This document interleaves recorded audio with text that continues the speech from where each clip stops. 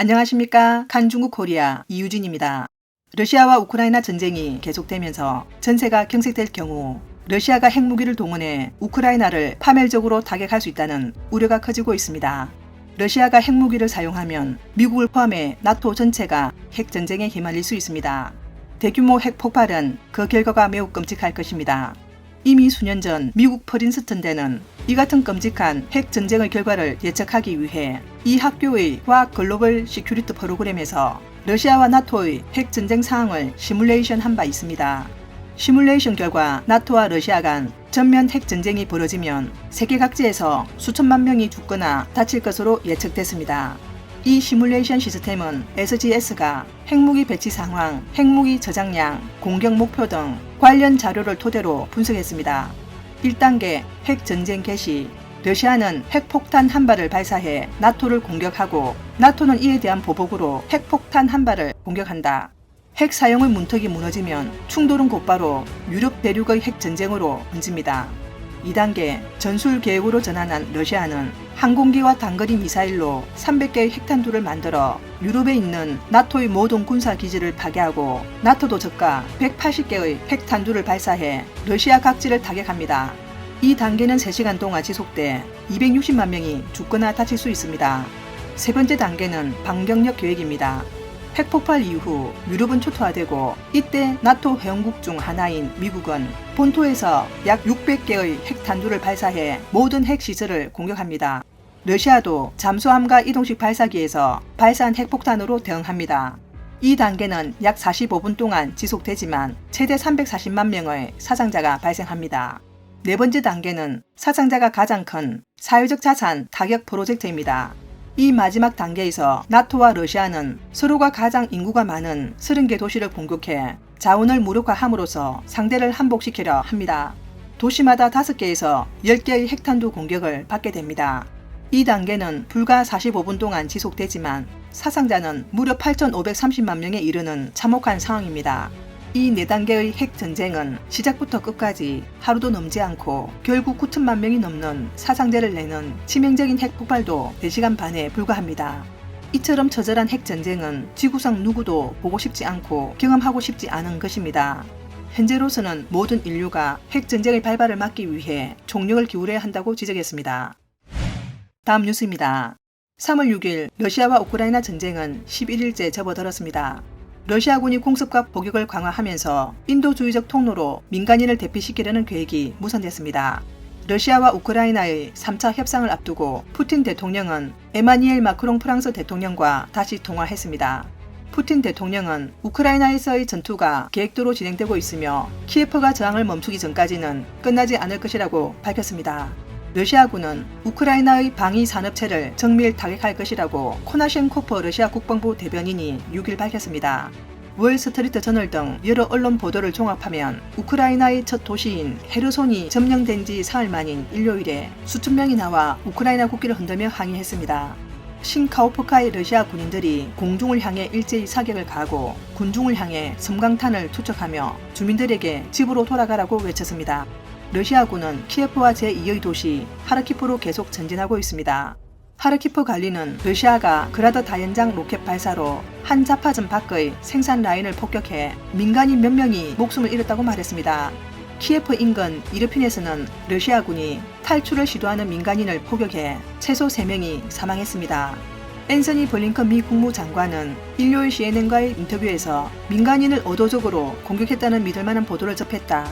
이는 전쟁 범죄가 될 것이다 라고 말했습니다. 우크라이나 북부에서 러시아군의 공세는 여전히 자절되고 있으며 수도 키예프 북쪽에서 격렬한 전투가 벌어진 후 우크라이나 군은 러시아군 격퇴를 선언했습니다. 푸틴 대통령은 우크라이나의 저항이 계속될 경우 주권국 지위를 잃게 될 것이라고 경고했습니다. 젤렌스키는 6일 전 국민에게 러시아군에 맞서 싸울 것을 호소하며 러시아군에 점령된 도시민들의 용감한 거리 항의를 찬양했습니다. 우크라이나 국가안보보좌관 올렉시 다닐로프가 지난주 일요일 소셜미디어에 러시아의 초기 공격을 물리친 뒤 우크라이나는 주요 인구 중심지에 대한 두 번째 공격에 대비하고 있다고 밝혔습니다. 그는 러시아의 계획은 우크라이나 군을 보유하는 것이라면서 민간인을 위한 인도주의적 재난 상황을 조성하는 것이라고 말했습니다. 영국 국방부는 1일 정보 보고서에 우크라이나의 지속적인 저항의 규모와 힘은 러시아를 놀라게 했다. 러시아 측은 하르키프, 체르니코프, 말리포 등 여러 인구 밀집 지역을 목표로 하고 있다. 상대방의 사기를 꺾기 위해서일 것이다 라고 말했습니다. 러시아와 우크라이나의 3차 평화회담이 7일 잠정 예정돼 있습니다. 포돌야코 우크라이나 대통령 고문은 우크라이나 협상 목표는 변하지 않았다. 즉각적인 휴전 외에 우크라이나가 더 이상 공격받지 않도록 보장하고 희생자와 피해에 대해 상당한 보상을 요구할 것이다 라고 말했습니다. 러시아는 우크라이나의 탈군사화, 크림 반도에 대한 러시아의 영유권 동의, 우크라이나 동부의 친러시아 세력이 점령한 영토의 양도를 조건으로 제시했습니다. 러시아와 우크라이나 3차 협상을 앞두고 5일과 6일 각각 조정을 시도한 베넷 이스라엘 총리와 에르도안 터키 대통령이 푸틴과 통화한 지 1시간 뒤 터키 대통령궁에서 성명을 통해 우크라이나 휴전과 인도주의적 통로 개방, 평화협정 체결을 촉구했다라고 밝혔습니다. 크렘린궁은 뒤늦게 성명을 내고 우크라이나의 전투 중단과 러시아의 요구가 관철되지 않는 한 군사작전을 중단하지 않겠다라고 밝혔습니다. 워싱턴 포스트는 러시아군의 초기 패색에도 불구하고 유럽과 미국은 러시아군이 키예프를 점령할 것이라고 조용히 가정하고 우크라이나 망명정부 수립 계획을 짜기 시작했다고 전했습니다. 몇몇 유럽과 미국 관리들은 망명정부가 외국에서 러시아에 반항할 것이라고 말했습니다. 라버 영국 부총리는 우크라이나 전쟁이 수년 동안 지속될 수 있다고 전망했습니다. 그랜디 UN 난민기구 선임 판무관은 지난 열흘 동안 150만 명이 넘는 사람들이 우크라이나에서 인근 국가로 탈출했다고 말했습니다. 러시아 국방부의 코나셴코프 대변인은 우크라이나 서부 스타로코스티 안티니프 공군기지를 정밀도 높은 장거리 무기로 타격해 마비시키고 우크라이나 S-300 방공 미사일 시스템을 파괴했다고 밝혔습니다. 한국 외교부는 6일 벨라루스가 러시아의 우크라이나 침공을 지지함에 따라 벨라루스에 대한 수출 통제를 실시한다고 밝혔습니다. 세계보건기구의 테드로스 사무총장은 우크라이나 여러 의료기관이 공격당해 사상자가 다수 발생한 것을 확인했다라며 의료기관이나 의료인을 공격하는 것은 의료 중립을 위반하는 것이며 국제인도주의법에도 위반된다라고 밝혔습니다. 우크라이나 국방부 홈페이지는 10,000여 명이 넘는 러시아군이 전사했으며 러시아 전차 285대, 포체계 109대, 항공기 44대, 헬기 48대가 파괴됐으며 러시아군 조종사 여러 명이 생포됐으며 러시아군이 우크라이나군의 완강한 저항으로 사기가 끊겼다고 보고했습니다. 다음 뉴스입니다. 2022년 베이징 동계 패럴림픽이 3월 4일 개막했습니다. 앤드루 파슨스 국제 패럴림픽 위원회 위원장이 개막식 축사를 통해 세계 평화와 전쟁 반대를 호소했지만 이 부분은 CCTV에 의해 조용히 처리돼 동시 통역과 수화 통역이 중단됐습니다. 파슨스는 인사말에서 오늘 밤 평화의 메시지로 시작하고 싶다. 포용을 핵심 가치로 하는 조직의 리더로서 삶의 다양성을 축하하고 개인의 차이를 포용하기 위해 이 자리에 왔지만 나는 세상에서 벌어지고 있는 일에 놀랐다라고 말했습니다. 파슨스는 올림픽과 패럴림픽 기간의 휴전은 유엔 결의로 제76차 유엔 총회에서 193개 회원국이 채택해 이를 어기지 않도록 존중하고 준수해야 한다라고 언급했습니다. 이어 21세기는 전쟁과 정오의 시대가 아니라 대화와 외교의 시대여야 한다라고 말했습니다. 그는 마지막에 두 주먹을 불끈쥐며 평화라고 외쳤습니다. 영국 로이드 통신에 따르면 파슨스가 전쟁 반대 내용을 언급했을 때 중국 관영 중앙방송은 동시 통역을 하지 않았고 심지어 수화 동작도 잠시 중단했으며 후속 통역 내용도 파슨스의 원래 말과 달랐다고 보도했습니다. 신화통신이 발간한 파슨스 개막식 축사 전문 번역에도 첫머리에서 반전 내용이 빠진 점에 주목했습니다. 그가 인사말 끝에 외친 평화라는 단어도 중국 언론 보도에 등장하지 않았습니다. 이와 관련해 블룸버그 통신은 5일 국제 패럴림픽 대변인의 말을 인용해 관련 보도를 접하고 CCTV에 해명을 요청했다라고 밝혔습니다. 다음 뉴스입니다. 러시아 우크라이나 전쟁의 상황은 교착 상태에 빠지고 외부 세계는 우크라이나 정규군을 만나지 못한 채 러시아군의 항공기 탱크가 잇따라 격추됐다는 의혹이 일고 있습니다. 베테랑 언론인 황창샤는 우크라이나 정규군이 일찌감치 민간인으로 변장했을 가능성이 있다라고 했고 리정하오 시사평론가는 그림자 부대가 우크라이나 전쟁에 협조하고 있다라는 의혹을 제기했습니다.